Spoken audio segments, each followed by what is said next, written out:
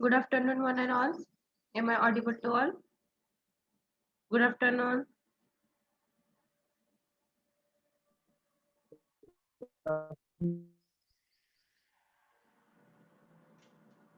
Okay, in last lecture we have completed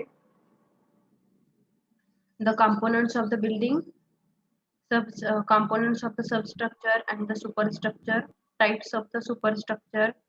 Okay, types of foundation, some of the foundation types. That part we have completed in the last lecture. Okay, now we will move towards the next slide. Remaining foundation we'll see. Okay, next one is the raft or the mat foundation. आता बघा raft or the mat foundation. mat foundation ला कुठलं foundation म्हणतात तर raft foundation असं म्हणतात. Raft foundation काय असतं बघा. Raft or the mat foundation. Mat foundation म्हणजे काय, मॅट म्हणजे काय आपलं चटई. त्या चटई सारखं काय केलेलं असतं की हे पूर्ण जे फाउंडेशन आहे तर ज्या ठिकाणी सॉइलची बेअरिंग कपॅसिटी खूप कमी आहे आणि त्या ठिकाणी काय केलं असतं, सॉइलची बेअरिंग कपॅसिटी कमी आहे तर अशा वेळेला काय केलं जातं, एक्सकॅव्हेट करून घेतलं जातं, खड्डा खांदून घेतला जातो आणि त्यामध्ये पूर्ण स्टील रेनफोर्समेंट, स्टील पसरलं जातं, कॉन्क्रीट त्याच्यावरती कॉन्क्रीटचा लेअर दिला जातो आणि आफ्टर द कॉन्क्रीट लेयर्स त्यामध्ये जे काही आपले कॉलमचं स्पेसिंग आहे त्या पद्धतीने काय केलं जातं, कॉलम आहेत ते काय केले जातात, वरती उभा केले जातात. So that is the mat foundation or the raft foundation. Raft foundation is a combined footing. हे कुठलं फुटिंग आहे तर कंबाइन्ड फुटिंग आहे. का कंबाइन्ड म्हणलेलं आहे तर ही मॅट आहे ती एकच फुटिंग आहे, एकच काय फुटिंग आणि या फुटिंग वरतीच काय केलेले आहेत, नंबर ऑफ कॉलम आहेत ते रेस्ट केलेले आहेत. So it is called as a combined footing which covers the entire area beneath the structures and support all the walls and the columns. बघा यामध्ये जे काही स्प्रेड केलेलं मॅट फाउंडेशन आहे त्याच्यावरती सगळे कॉलम आहेत ते काय केले आहेत, रेस्ट केलेले आहेत आणि वॉल पण आपण रेस्ट करणार आहोत. Means this mat foundation or the raft foundation which is helpful for the supporting to the walls as well as the columns. So you can see the picture, you can see this picture. In this picture there is a ground level आणि below the ground लेवलला हे पूर्ण काय केलेलं आहे, foundation आहे ते raft foundation या ठिकाणी दिसतंय तुम्हाला आणि त्याच्यावरती कॉलम आहे ते काय केलेले आहेत, रेस्ट केलेले आहेत. Means this raft foundation is helpful to support this walls as well as the columns. Okay, that is the raft or the mat foundation. आता when to use this raft foundation or the mat foundation, तर when bearing capacity कशी आहे, कमी आहे and second point is that ज्याला load आहे, heavy load आहे तर त्यावेळेला we can go for the such a types of the construction, that is such a types of the footing, that is the raft or the mat foundation. बघा, raft foundation are suitable when it is suitable the building loads are heavy. काय building loads are heavy, the allowable soil pressure is small. allowable soil pressure कसं आहे, soilची bearing capacity कशी आहे तर कमी आहे. The individual footing would require more than half the building area and it's highly compressible soil, weak spots and loose pockets in soil was suspected. म्हणजे यामध्ये बघा, जेव्हा सॉइलची बेअरिंग कपॅसिटी कमी आहे, सॉइल कशी आहे आपली कॉम्प्रेसिबल सॉइल आहे तर त्यावेळेला आपण काय करू शकतो आणि बिल्डिंगचा लोड आहे तो कसा आहे, हेवी लोड आहे, त्यावेळेला आपण काय करणार आहोत तर त्या ठिकाणी such types of the footing we have to use. कुठल्या टाइपचं तर raft or the mat type of the foundation. Foundation हे कधी वापरणार आहोत तर त्यावेळेला लोड काय आहे त्याचा जास्त आहे, स्ट्रक्चरचा bearing capacity of the soil कशी आहे, कमी आहे. सॉइल कशी आहे तर कॉम्प्रेसिबल सॉइल आहे. ओके, आणि त्या ठिकाणचा स्ट्राट आहे तो कसा आहे, वीक आहे. तर त्यावेळेला आपण काय करणार आहोत तर we can use the raft foundation or the mat foundation for the construction. Okay, for the building. All of you understand that mat foundation or the raft foundation कधी वापरायचं तर मॅट फाउंडेशन हे कसं असतं तर पूर्ण एक मॅट असते. मॅट म्हणजे पूर्ण काय केलेलं असतं, लेअर आहे तो एक्सकॅव्हेशन केलेला जो खड्डा आहे तर त्यामध्ये पूर्ण स्टील रेन्फोर्समेंट केलं जातं. पहिल्यांदा स्टील पसरलं जातं, नंतर कॉन्क्रीट ओतलं जातं आणि त्याच्या सहाय्याने पूर्ण फिलिंग करून घेतलं जातं आणि त्याच्यावरती परत आहे ते काय केलं जातं, कॉलम आहे ते रेस्ट होतात आणि कॉलम थ्रू परत आपलं पूर्ण फाउंडेशन, पूर्ण आपली बिल्डिंग आहे ती काय केली जाते, कन्स्ट्रक्ट केली जाते. That is the column. आणि हे जे स्ट्रक्चर आहे ते वॉलला आणखी कॉलमला, हे जे फुटिंग आहे ते वॉलला आणखी कॉलमला काय करतं तर सपोर्ट करण्याचं काम करतं. कधी आपण यूज करतो हे mat foundation or the raft foundation तर ज्या वेळेला सॉइलची बेअरिंग कपॅसिटी कशी आहे, कमी आहे. सॉइलची बेरिंग कॅपॅसिटी कमी आहे. सॉइल कशी आहे? कॉम्प्रेसिबल सॉइल आहे. कॉम्प्रेसिबल म्हणजे काय? लोड ऍक्ट केला की सॉइल काय होते तर डाऊनवर्ड डिरेक्शनला मूव्ह होते. That is the compressible soil. म्हणजे सेटलमेंट सॉइलची काय होते तर जास्त होते. तर अशा वेळेला आपण काय करणार आहोत? We can use the raft or the mat type of the foundation. Okay, all of you understood this? समजलं का सगळ्यांना? Mat or raft foundation? Yes, ma'am. Okay. Now we'll move towards the next slide, that is the grillage foundation. आता grillage foundation म्हणजे काय बघा? When a load when column carries a heavy loads which are to be transferred to a soil of low bearing capacity, grillage foundation is found to be very suitable. तर बघा grillage foundation कधी वापरतात तर ज्या वेळेला सॉइलची खूपच जास्त load bearing capacity खूपच कमी आहे. आणखी सेकंड थिंग इज दॅट त्याच्यावरती जो कॉलम वरती जो येणारा लोड आहे तो कसा आहे? हेवी लोड आहे. At that point we can use the grillage type of the foundation. Adapted for जे काही फॅक्टरीज असतील, टाउन हॉल्स असतील किंवा थिएटर्स असतील तर अशा ठिकाणी हे ग्रिलेज टाइपचं फाउंडेशन काय केलं जातं? कन्स्ट्रक्ट केलं जातं for the heavy loads transmit the load towards the foundation.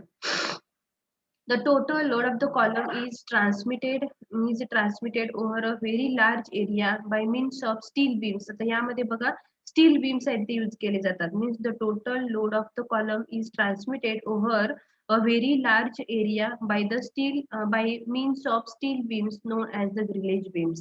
म्हणजे या ठिकाणी ग्रिलेज फाउंडेशन मध्ये ग्रिलेज बीम्स यूज केले जातात आणि त्याच्या थ्रू काय केलं जातं? ग्रिलेज फाउंडेशन मध्ये ग्रिलेज बीम्स यूज केले जातात आणि ग्रिलेज बीम्स आहेत ते कशाचे असतात? स्टील मटेरियलचे असतात आणि through this that load is transmitted towards the soil. Next one is the base plate of required thickness is provided below the column and the tier.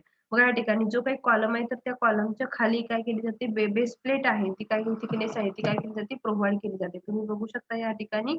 तर बघा या ठिकाणी कॉन्क्रीटचं खाली पॅड आहे म्हणजे या ठिकाणी कॉन्क्रीट प्लेस केलेलं आहे. नंतर हे जे स्टील बीम्स आहेत या ठिकाणी या पूर्ण स्टील बीम्स आहेत म्हणजे यालाच ग्रिलेज बीम्स असं म्हणतात. आणि त्याच्यावरती हा काय आहे तर स्टील कॉलम आहे. त्या ठिकाणी आयरन प्लेट बसवलेली आहे आणि स्टील हा कॉलम आहे. हे कुठे वापरतात? तर ज्या ठिकाणी फॅक्टरीज आहेत, टाउन हॉल्स आहेत, थिएटर्स आहेत अशा ठिकाणी अशा टाइपचं फाउंडेशन आहे ते केलं जातं. जेणेकरून त्या ठिकाणी जे बीम्स वापरलेले ते स्टील बीम्स असतात. It will carry the more loads. Okay, त्या काय करणार आहेत? Carry the more loads so that at concrete use केलं जातं पण ऍट द लोड मोस्ट पार्टला कॉन्क्रीट पॅड्स असतात आणि त्याच्यावरती हे ग्रिलेज बीम्स आहेत. स्टीलचे ग्रिलेज बीम आहेत आणि ग्रिलेज बीम्स थ्रू जो कॉलम आहे तो काय केलेला असणार आहे त्यातून वरती काय केलेलं असणार आहे? रेस्ट केलेलं असणार आहे. That is the grillage foundation. यावरती स्पेसिफिक क्वेश्चन असू शकतो तुम्हाला.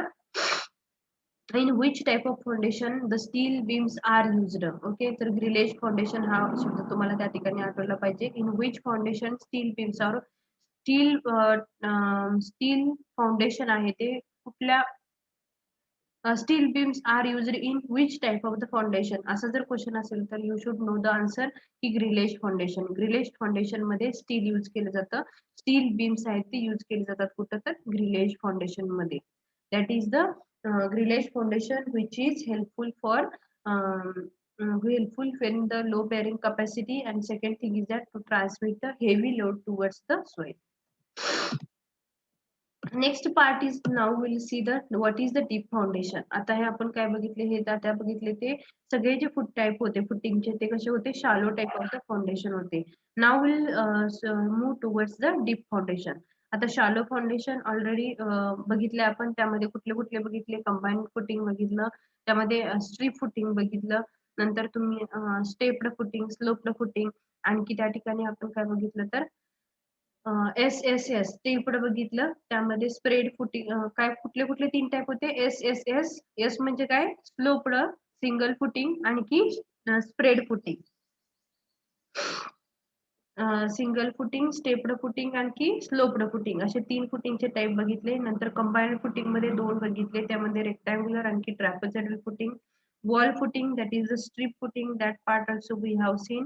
Means such a types of the footings that we have seen which are the shallow foundation, which having the depth of the foundation is less than the width of the foundation. That is the deep, that is the shallow foundation. Now we'll move towards the next slide, that is the related to the deep foundation. आता deep foundation म्हणजे काय? What is the difference between shallow foundation and deep foundation? कोण सांगेल का मला? What is the difference between deep foundation and shallow foundation?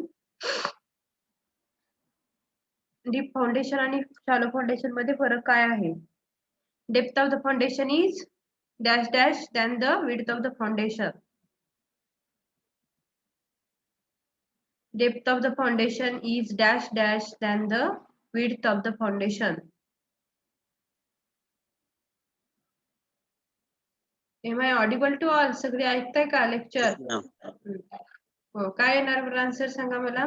Depth of the Large. foundation. Okay, depth of the foundation is large than the width of the foundation. म्हणजे deep foundation मध्ये जी depth आहे ती width पेक्षा काय असणार आहे? Very large त्या ठिकाणी असणार आहे. बघा, the foundation having the very large depth compared to the width are called as a deep foundation. त्याचे दोन टाइप आहेत. One is the pile foundation and second one is the well foundation. Pile foundation and the well foundation. We'll see what is the pile foundation and what is the well foundation. बघा, piles are long slender members. हे long slender members आहेत, driven into the ground or cast at the site. बघा, ह्या ठिकाणी काय दोन टाइपचे असतात पाईल. एक तर त्या कास्ट केले जातात किंवा ग्राउंड मध्ये ड्रिवन केले जातात. Okay, pile foundations are common where the soil conditions are unfavorable for the use of shallow foundation. तर या ठिकाणी आपण बघू शकतात पाईल फाउंडेशन हा टाइप कशाचा आहे, तर पाईल फाउंडेशन हा जो टाइप आहे तो डीप फाउंडेशनचा एक टाइप आहे. कधी वापरतात पाईल फाउंडेशन, तर ज्या वेळेला साईट आपण सिलेक्ट केलेले आहे तर त्या ठिकाणी जो असलेला स्ट्राटा आहे तो स्ट्राटा कसा आहे, तर वीक स्ट्राटा आहे. एका हाईट वरती, एक समजा बी डेप्थ वरती आपल्याला 10 किंवा 15 मीटर पर्यंत जरी आपण गेलो तर जर आपल्याला स्ट्राटा त्या ठिकाणी हार्ड मिळत नसेल तर त्यावेळेला आपण काय करतो, तर we can go for the pile type of the foundation. मग यामध्ये पाईल फाउंडेशनचे परत दोन टाइप आहेत. मग त्यामध्ये काही प्रीकास्ट पाईल्स पण असतात. प्रीकास्ट म्हणजे ऑलरेडी तयार केलेल्या ते की आपल्याला त्या काय करायला लागतील, फाउंडेशन मधून बसवावे लागतील. किंवा दुसऱ्या म्हणजे काय, की त्या ठिकाणी आपल्याला तसा शेपचं फाउंडेशन तयार करावं लागेल. म्हणजे that is the second thing, that is the cast at the site. Okay, these are the will see that two types. तर यामध्ये बघा, ज्या पाईल्स आहेत तर या पाईल्स मध्ये single bulb cast in situ pile, म्हणजे ऍक्च्युअली ऑलरेडी हे जे प्रीकास्ट केलेले असतात ते आपल्याला काय करायचे असतात, तर त्या ह्याच्यामध्ये आपल्या जी आपण एक्सकॅव्हेट केलेलं आहे फाउंडेशन साठी, तर त्यामध्ये हे ऑटोमॅटिकली ह्या पाईल आहेत ते बसवले जातात. Okay, that is the single bulb cast in situ pipes. त्यामध्ये बल्ब आहेत 1 2 3 4 मल्टी बल्ब तुम्ही बघू शकता. वन बाय वन आपण बघूयात म्हणजे तुम्हाला समजेल. ठीक आहे, तर पाईल समजलं का? पाईल म्हणजे काय, ही अंडररिम्ड पाईल असते किंवा पाईल म्हणजे आपल्याला काय करायचं, ऍक्च्युअली तो एरिया जो आहे एक्सकॅव्हेट केलेला तर त्यामध्ये आपण जी प्रीकास्ट पाईल आहे ती त्यामध्ये काय करणार आहोत, सोडणार आहोत. आणि त्यामध्ये सोडल्यानंतर वरून त्यामध्ये कॉन्क्रीट फिल केलं जाईल किंवा ऑटोमॅटिकली जी प्रीकास्ट पाईल आहे ती तशीच सेम तयार केलेली असेल आणि त्याच्यावरती काय केलेलं असेल आपण, तर स्ट्रक्चर आपलं आपण काय करतो, बिल्ड करतो. तुम्ही बघू शकता या ठिकाणी स्लाइड मध्ये. तर what are the suitabilities of pile foundation. कधी आपण पाईल फाउंडेशन वापरायचं आहे, तर लूज फाउंडेशन सॉइल वर hard strata is available at a depth of 10 to 15 metre. म्हणजे बघा, ज्यावेळेला स्टार्टा लूज आहे आणखी आपल्याला जी हार्ड स्टार्टा मिळतोय तर कुठं मिळतोय, तर 10 ते 15 मीटर एवढ्या अंतरावरती, एवढ्या डेप्थ वरती आपल्याला काय मिळणार आहे, हार्ड स्टार्टा मिळणार आहे. तर त्यावेळेला आपण काय करू शकतो, तर पाईल फाउंडेशन हा जे फाउंडेशनचा टाइप आहे तो यूज करू शकतो. Heavy dead and live loads. बघा ह्या ठिकाणी heavy dead and the live loads का कधी वापरायचं आहे, पाईल फाउंडेशनची suitability heavy load and heavy dead and the live loads. ज्या वेळेला डेड लोड किंवा हेवी लोड आहे तो कसाही जास्त आहे त्या टायमिंग त्या वेळेला पण आपण काय करू शकतो, we can use the pile foundation. Next one is the near sea shore or the river bed where the scoring action of the water occurs. कुठं वापरायचं आहे पाईल फाउंडेशन आपल्याला, सी शोरला ऑर द रिव्हर बेडला, where the scoring actions of water occurs. Scoring actions of water occurs. The position of water table is likely to fluctuate appreciably.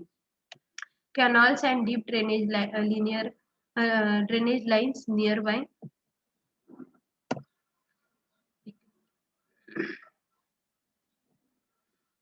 बघा यामधलं तुम्ही इतकंच लक्षात ठेवा, की पाईल फाउंडेशन आपल्याला कधी यूज करायचंय, तर ज्या वेळेला सॉइलची बेअरिंग कपॅसिटी काय आहे, कमी आहे. आणखी आपल्याला सॉइल कुठं जे सॉइलचा हार्ड स्टार्ट आपल्याला मिळत नाहीये. कुठं 1 मीटर, 2 मीटर, 3 मीटर, 4 मीटर पर्यंत. पण 10 ते 15 मीटर पर्यंत जर आपण गेलो असंच एक्सकॅव्हेट करत, तर आपल्याला त्या ठिकाणी जो काही स्ट्राटा मिळणार आहे, तो स्ट्राटा कसा असणार आहे, हार्ड असणार आहे. तर आपल्याला तेवढ्या डेप्थवरती आपल्याला आपलं स्ट्रक्चर काय करायचंय, रेस्ट करायचंय. मग त्यासाठी आपण काय करणार आहोत, तर we can go for the pile foundation. मग त्यामध्ये 10 ते 15 मीटरची पाईल आपण त्या ठिकाणी बसवणार आहोत. मग त्या पाईलच्या वरती आपण काय करणार आहोत, तर मग आपलं कन्स्ट्रक्शन बिल्डिंगचं करणार आहोत. That is the pile foundation. हे कधी वापरतात, सॉइलची बेअरिंग कपॅसिटी कमी असेल, लोड आहे तो जास्त असेल, एखादा सी शोर असेल, रिव्हर बेड असेल, एका कॅनल आहे, डीप ड्रेनेज आहे, तर अशा वेळेला we can go for the pile type of the foundation. बघा या ठिकाणी पाईल तुम्हाला दिसत असतील, पाईल मारलेले या ठिकाणी दिसत असतील बघा.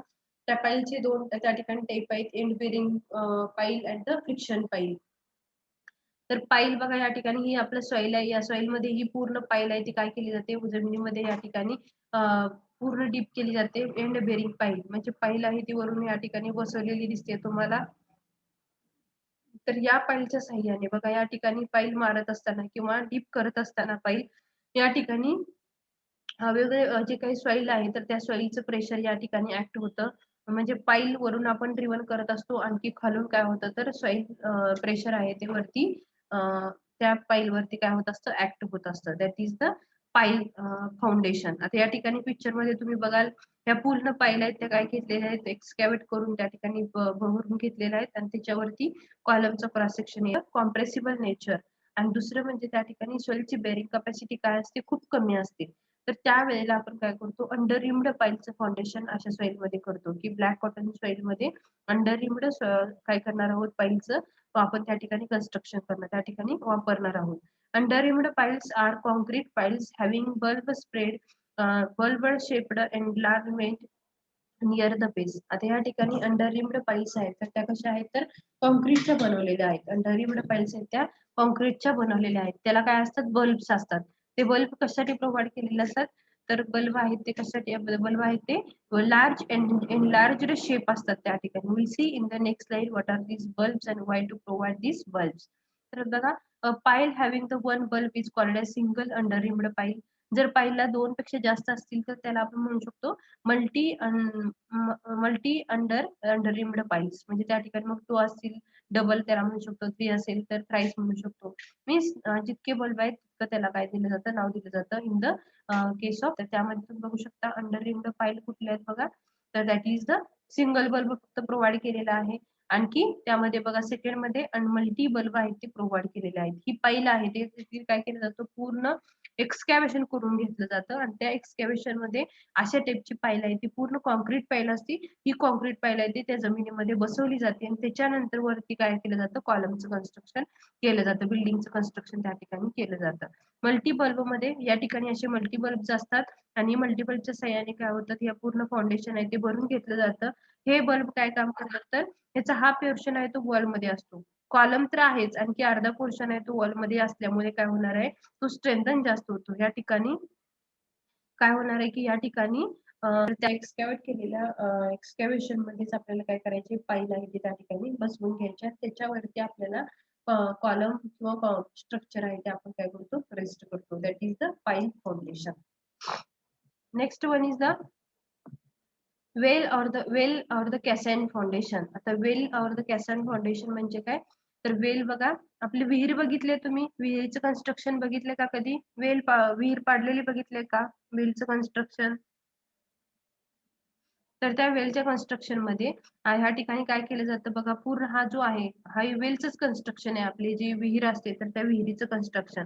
तर यामध्ये बघा, विहिरीच्या कन्स्ट्रक्शन मध्ये टॉपला आहे तो हा पियर असतो. त्या ठिकाणी पाईल कॅप असते, म्हणजे विहिरीला पूर्ण एक कॅप बसवलेली असते टॉपला. त्याच्यानंतर खाली जी आहे ती आपली सर्क्युलर पूर्ण विहीर असते. तर यामध्ये स्टेनिंग प्रोव्हाइड केलेलं असतं. स्टेनिंग म्हणजे कडेला पूर्ण विहिरीच्या बाजूला काय केलं जातं, सर्क्युलर असेल तर सर्क्युलर स्टेनिंग प्रोव्हाइड केलेलं असतं. स्टेनिंग हे कशाचं असतं, ब्रिक मॅसोनरीचं असू शकतं किंवा आपल्या स्टोनचं पण असू शकतं. हे कशासाठी प्रोव्हाइड करतात, तर त्या ठिकाणी फ्री फॉलिंग ऑफ मटेरियल आहे, जे काही फ्रीली मटेरियल फॉल होणार आहे कशामध्ये, विहिरीमध्ये, ते होऊ नये म्हणून काय केलं असतं त्या ठिकाणी स्टेनिंग करून घेतलेलं असतं. ओके. आता या ठिकाणी बघा सँड फिलिंग करून घेतलेलं आहे या ठिकाणी. सँड फिलिंग आणखी या ठिकाणी लास्टचा जो पार्ट आहे that is the curve and the cutting age. तर या ठिकाणी कर्व आणि कटिंग एज कशासाठी आहे तर कंटिन्युअसली त्या ठिकाणी काय करत कंटिन्युअसली एक्सकॅव्हेशन किंवा कटिंग करण्यासाठी जे अर्थ मटेरियल आहे त्याला कटिंग करण्यासाठी या ठिकाणी कटिंग एज आहे किंवा बॉटमला या ठिकाणी कटिंग एज करायचं आणि त्याला मटेरियलला काय करायचं कलेक्ट करायचंय. तर त्यासाठी हे काय केलेलं आहे प्रोव्हाइड केलेलं आहे that is the sand filling and the cutting edge with respect to the curve. या ठिकाणी अशा पद्धतीने हे वेल फाउंडेशन किंवा कॅसॅन फाउंडेशन. फक्त नाव लक्षात ठेवा what is that well or the caisson foundation. In डिटेलमध्ये तुम्हाला याविषयी काही विचारलं जाणार नाही. तर त्या फक्त तुम्हाला माहिती असणं गरजेचं आहे की वेल फाउंडेशनमध्ये वरती वेल कॅप असते, नंतर स्टेनिंग असतं. ते स्टेनिंग कशासाठी प्रोव्हाइड करतात तर जे स्लायडिंग होणार आहे ओके मटेरियल जे लूज मटेरियल आहे ते स्लाइड होतं तर ते होऊ नये म्हणून त्या ठिकाणी स्टेनिंग प्रोव्हाइड केलेलं असतं. खाली कर्व आहे किंवा कटिंग एज आहे तर ती कशासाठी तर एक्सकॅव्हेशन करण्यासाठी कटिंग एज प्रोव्हाइड केलेली असते. आणि कटिंग मटेरियल एकदा कट करत लूज केलं जातं मटेरियल आणि परत ते बाहेर एक्सकॅव्हेट करून बाहेर केलं जातं काय केलं तर रिमूव्ह केलं जातं. That is the well or the caisson foundation. आता लास्ट पॉइंट या चॅप्टर मधला राहतो तो म्हणजे काय requirements of earthquake resistant building. आता अर्थक्वेक रेजिस्टंट होते आता कंपोनंट ऑफ द बिल्डिंग बघितले आपण. आता कंपोनंट ऑफ बिल्डिंग नंतर आपल्याला जी बिल्डिंग आहे तर ती बिल्डिंग वरती येणारे लोड्स कुठले कुठले असणार आहेत. बिल्डिंगचा सेल्फ वेट असणार आहे, लाईव्ह लोड असणार आहे. त्या ठिकाणी रेनफॉल कधी झाला तर रेनफॉलचा लोड असू शकतो. नंतर या ठिकाणी अर्थक्वेक लोड्स पण असू शकतात. समजा आपली बिल्डिंग एखादा अर्थक्वेक झोन आहे ज्या ठिकाणी जास्त अर्थक्वेक होतात. अशा ठिकाणी जर आपली बिल्डिंग असेल तर त्या ठिकाणी काय होऊ शकतं तर आपल्याला we have to take care about the we have to take a precaution about the earthquake resistant building. म्हणजे काय आपल्याला जे काही फॅक्टर आहेत तर त्या फॅक्टर काय करायला लागतील अज्युम करायला लागतील व्हाईल कन्स्ट्रक्टिंग द बिल्डिंग. समजते का बघा कॉम्पोनंट बघितले आपण सगळे सबस्ट्रक्चर बघितले सुपरस्ट्रक्चर बघितले फुटिंग कुठल्या टाईपचं असलं पाहिजे ते बघितलं आपण. हे सगळे पॅरामीटर्स बघितले. पण समजा आपला झोन आहे आपण ज्या ठिकाणी राहतो तो झोन आहे तो आपला अर्थक्वेक झोन आहे ज्या ठिकाणी अर्थक्वेक जास्त होतात. तर अशा ठिकाणी जर आपण असेल तर त्यावेळेला बिल्डिंग आपल्याला कन्स्ट्रक्ट करत असताना आपल्याला काय करायला लागतील तर वेगवेगळे जे काही बिल्डिंग ज्या ठिकाणी जे अर्थक्वेक रेजिस्ट करण्यासाठीचे जे काही रिक्वायरमेंट आहेत as per the IS code तर त्या रिक्वायरमेंट आपण काय केल्या पाहिजेत फुलफिल केल्या पाहिजेत. If we are not fulfil such a requirement of the earthquake resistant building तर त्यावेळेला काय होऊ शकतं आपल्याला आपल्या बिल्डिंगचं काय होऊ शकतं कोलॅप्सिंग होऊ शकतं बिल्डिंग आपली पडू शकते. तर त्यासाठी सच अर्थक्वेक लोडिंगमुळे जे काही बिल्डिंगचं आपलं कोलॅप्सिंग होणार आहे ते रिड्यूस करण्यासाठी आपल्याला काय करावं लागेल तर त्या ठिकाणी आपल्याला काही गोष्टींचं त्या ठिकाणी कन्सिडरेशन करावं लागेल. ओके ज्या काही रिक्वायरमेंट आहेत अर्थक्वेक रेजिस्टंट बिल्डिंगच्या त्या पूर्ण काय कराव्या लागतील तर फुलफिल कराव्या लागतील. So will see what are the requirements of earthquake resistant building. What are the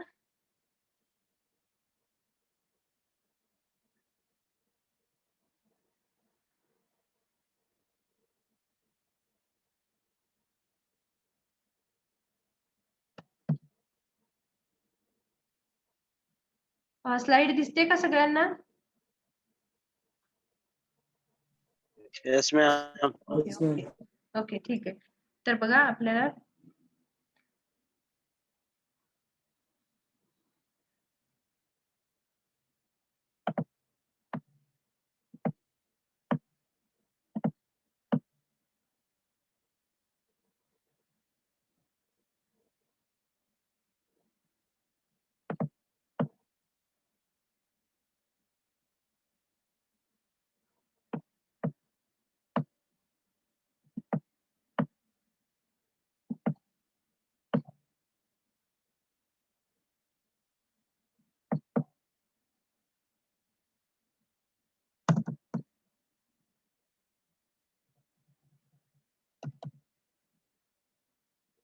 ठीक आहे. Will see the requirement. आता बघा size of the building should be adequate to cater effects due to the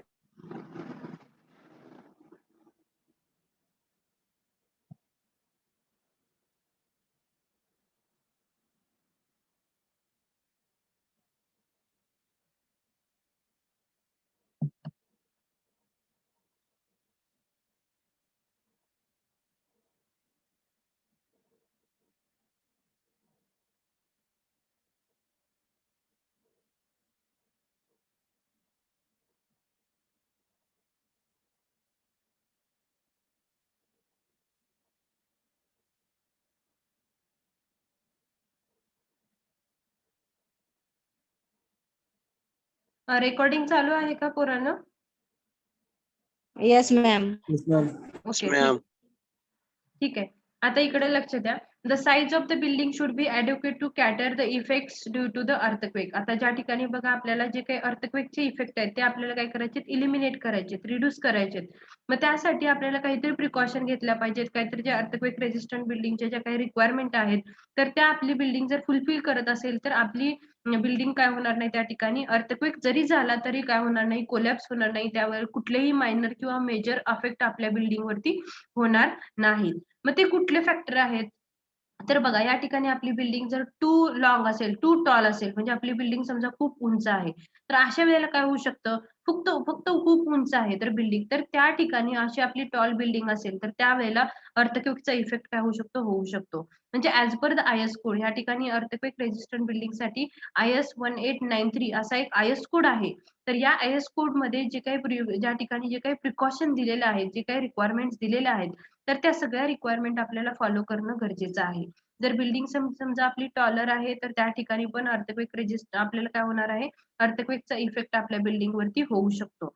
building पूर्ण longer आहे, समजा length आहे ती आपल्या बिल्डिंगची जास्त आहे, तर त्यावेळेला पण काय होऊ शकतो, त्या ठिकाणी बिल्डिंग वरती काय होणार आहे, अर्थक्वेकचा इफेक्ट होऊ शकतो. आता टू लॉंग इन प्लॅन किंवा लेंथ जास्त आहे किंवा विड्थ जास्त आहे, तर अशा क्रॉस सेक्शन एरियाच्या बिल्डिंग काय पाहिजेत, नसल्या पाहिजेत जास्तीत जास्त टाइमला.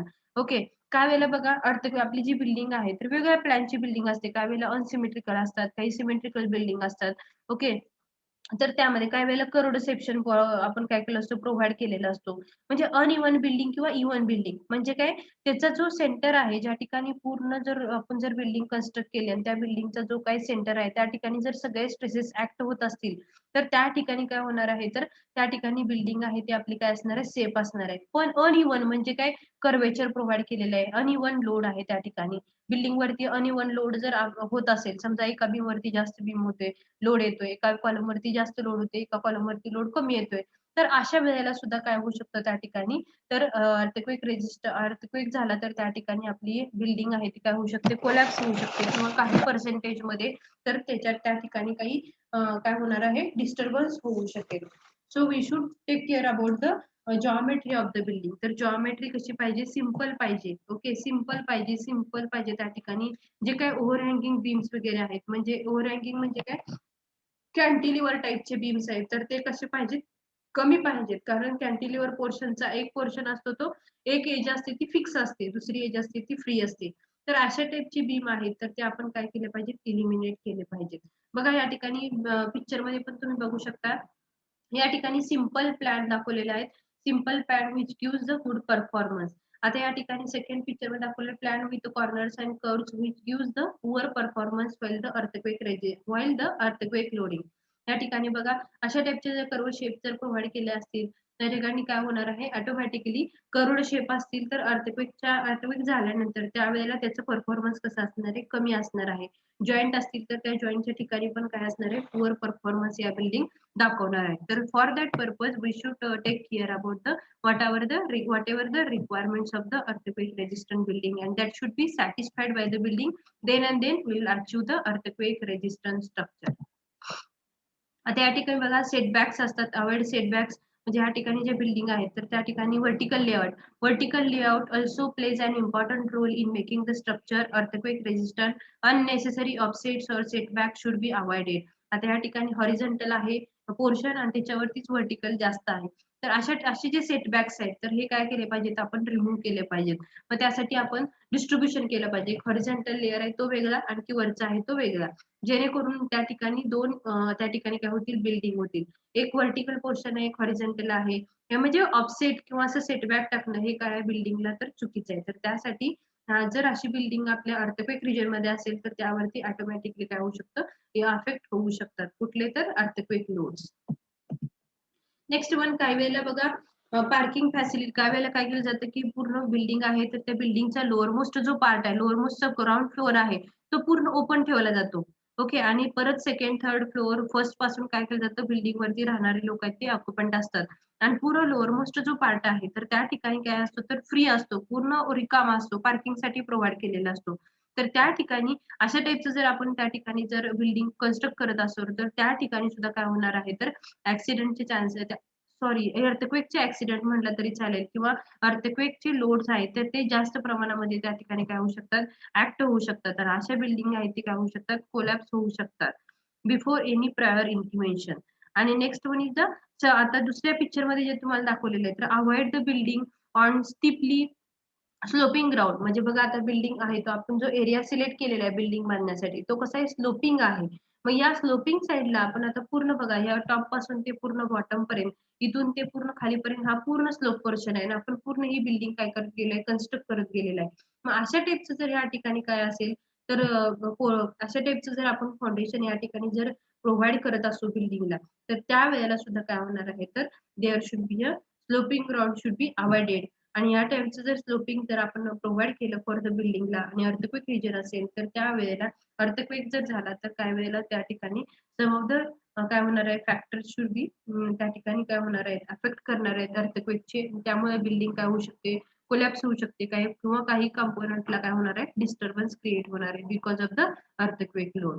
So we have to take care about the symmetry simplicity. Simple plan असला पाहिजे रेग्युलर असला पाहिजे. ओके ओव्हरहँग जे आहेत ते कमी असले पाहिजेत. फाउंडेशन आहे ते असं स्लोपिंग ग्राउंड मध्ये प्रोव्हाइड केलेलं नसलं पाहिजे. बिल्डिंग आहे ती स्लोपिंग नसली पाहिजे. ओके जो बिल्डिंग आहे तर त्या बिल्डिंगचा लोअर मोस्ट पार्ट आहे जो की जी प्लस ग्राउंड फ्लोअर आहे तर तो पूर्ण आपण युटिलाइज केला पाहिजे. त्या ठिकाणी वॉल प्रोव्हाइड केलेला असल्या पाहिजे. पार्किंगसाठी त्या ठिकाणी आपण खालचा जो ग्राउंड फ्लोअर आहे तो रियूज केलेला नसला पाहिजे. तर these all parameters we have to take while the planning as well as the constructing the building as per as the requirement of the earthquake resistant building. Okay.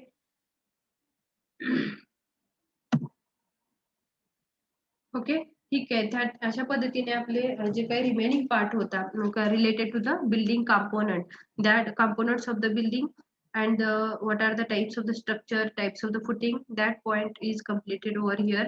Remaining जो part आहे तो या unit number 3 मधला that is the green building that point is only remaining. तो point आहे तो आपण next लेक्चरला मंडेचं first lecture आपलं आहे तर त्या नेक्स्ट लेक्चरला आपण तो point remaining part will see in the next lecture about the green building. आणि तो पॉइंट झाला की आपला युनिट नंबर 3 आहे तो कम्प्लीट होतो आणि unit number 4 will start on the Monday only. आणि त्यासाठी लागणारे लेक्चर आहेत ते फक्त जास्तीत जास्त 2 किंवा 3 लेक्चर्स असतील 2च लेक्चर असतील मे बी आणि आपला मग सिलेबस त्यावेळेला फिनिश होईल. Okay thank you all.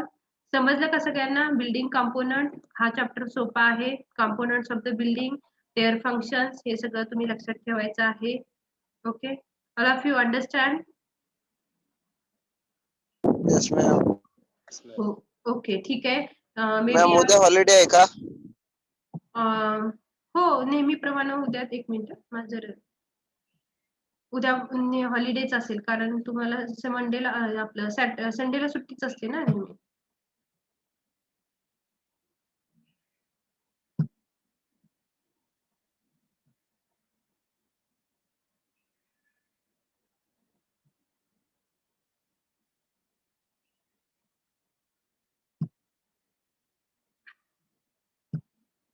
ठीक आहे. Now I will end the meeting. आपली टेस्ट असेल एक 15 मिनिटामध्ये टेस्ट चालू होईल. I will say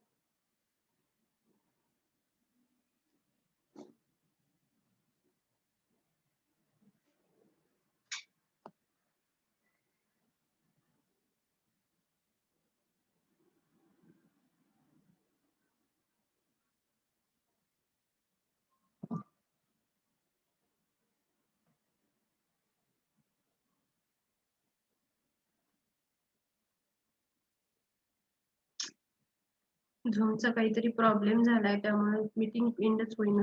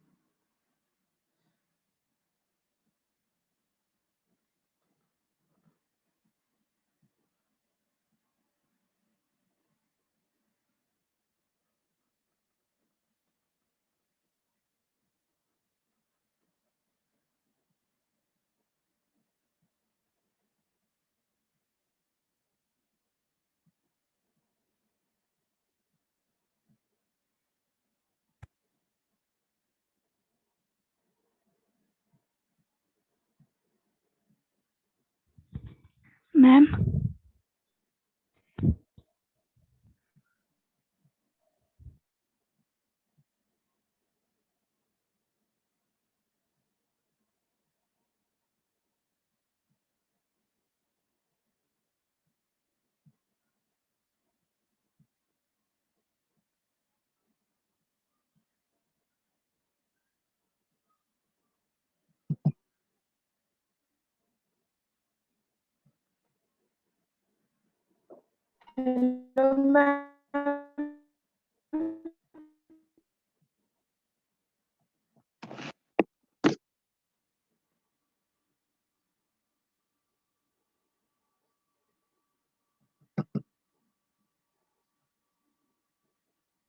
You can leave the meeting, no problem. Ma'am third लेसनचे MCQ नाही दिले. थोडस प्रॉब्लेम झालाय माझ्या झूमचा, त्यामुळे मीटिंग बंद होत नाहीये. You can leave the meeting, no problem.